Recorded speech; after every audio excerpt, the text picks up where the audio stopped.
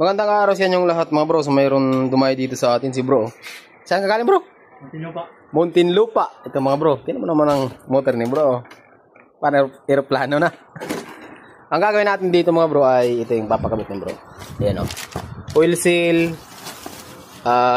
Tie switch mga bro. Ayan o. Tie switch kasi yung ano nito kasi nagmamalfunction na ito yung starter. Ayan. Ayun na gumana. Pero bro ito gumagana to. Oo. Lahat to. Oo, legit yun, ah. Ito. Kill switch. Okay yan. So bali ang wala lang ay ano.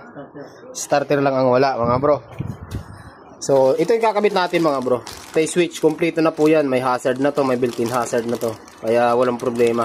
Ang problema na lang yung pag-install ng tie switch mga bro. Matagal talaga yan. Kasi hindi naman match yung mga wiring yan. Tapos chain guide.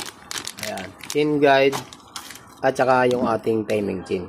So hindi na ako gagawa mga bro ng video dito. Kasi sa dami ng gagawin natin, kukulangin ng maghapon natin dito sa pag-wiring pa lang ano. Tapos may makina pa. So hindi na ako gagawa ng tutorial dito mga bro. Yan o.